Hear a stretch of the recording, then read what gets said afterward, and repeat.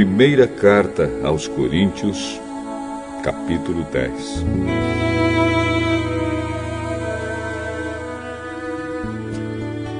Irmãos, eu quero que vocês lembrem do que aconteceu com os nossos antepassados que seguiram Moisés. Todos foram protegidos pela nuvem e passaram pelo Mar Vermelho. Como seguidores de Moisés, eles foram batizados na nuvem e no mar.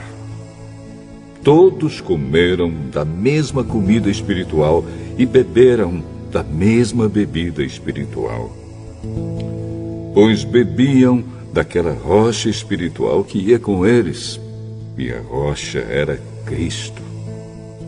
Mas Deus não ficou contente com a maioria deles, e por isso eles morreram, e os seus corpos ficaram espalhados no deserto. Tudo isso aconteceu a fim de nos servir de exemplo, para nós não querermos coisas más como eles quiseram, nem adorarmos ídolos como alguns deles adoraram. Como dizem as Escrituras Sagradas, o povo sentou-se para comer e beber e se levantou para se divertir. Não devemos cometer imoralidade sexual como alguns deles fizeram. E porque eles fizeram isso, 23 mil deles caíram mortos num só dia. Não devemos pôr à prova a paciência de Cristo, como alguns deles fizeram, e por isso foram mortos pelas cobras. Vocês não devem se queixar, como fizeram alguns deles, e por isso foram destruídos pelo anjo da morte. Tudo isso aconteceu com os nossos antepassados, a fim de servir de exemplo para os outros. E aquelas coisas foram escritas a fim de servirem de aviso para nós. Pois estamos vivendo no fim dos tempos. Portanto, aquele que pensa que está de pé, é melhor ter cuidado para não cair. As tentações que vocês têm de enfrentar são as mesmas que os outros enfrentam, mas Deus cumpre a sua promessa e não deixará que vocês sofram tentações que vocês não têm forças para suportar. Quando uma tentação vier, Deus dará forças a vocês para suportá-la, e assim vocês poderão sair dela. Por isso, meus queridos amigos, fujam da adoração de ídolos. Eu falo com vocês como com pessoas que têm capacidade para entender o que estou afirmando. Julguem vocês mesmos o que eu estou dizendo. Pensem no cálice pelo qual damos graças a Deus na ceia do Senhor. Será que quando bebemos desse cálice, não estamos tomando parte no sangue de Cristo?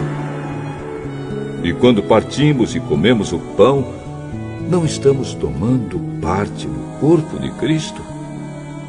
Mesmo sendo muitos, todos comemos do mesmo pão, que é um só, e por isso somos um só corpo.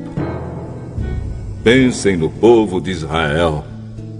Aqueles que comem as coisas oferecidas em sacrifícios tomam parte juntos no sacrifício que é oferecido a Deus no altar.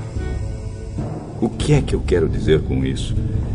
Que o ídolo ou o alimento que é oferecido a ele tem algum valor?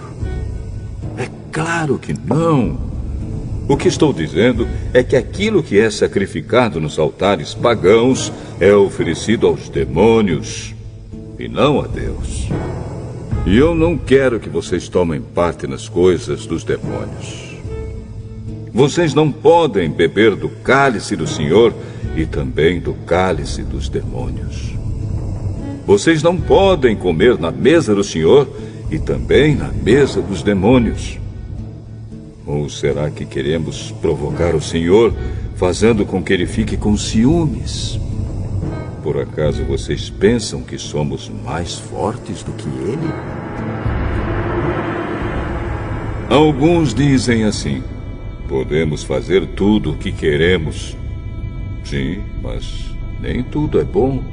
Podemos fazer tudo o que queremos, mas nem tudo é útil. Ninguém deve buscar os seus próprios interesses, e sim os interesses dos outros.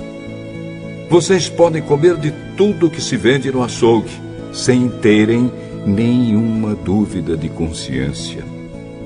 Pois, como dizem as Escrituras Sagradas, a terra e tudo o que nela existe pertencem ao Senhor. Se alguém que não é cristão convidá-los para comer e vocês resolverem ir, comam o que for posto na frente de vocês e não façam perguntas por motivo de consciência. Mas, se alguém disser a vocês: esta comida foi oferecida aos ídolos, neste caso, não comam, por causa daquele que disse isso e também por motivo de consciência. Não estou falando da sua própria consciência, mas da consciência do outro. Mas alguém pode perguntar: por que é que a minha liberdade deve ser diminuída pela consciência dos outros? Se eu agradeço a Deus o alimento que como, por que é que sou criticado, se já o agradeci a Deus? Portanto, quando vocês comem, ou bebem, ou fazem qualquer outra coisa, façam tudo para a glória de Deus. Vivam de tal maneira que não prejudiquem os judeus, nem os não-judeus, nem a Igreja de Deus. Façam como eu. Procuro agradar a todos em tudo o que faço, não pensando no meu próprio bem, mas no bem de todos, a fim de que eles possam ser salvos.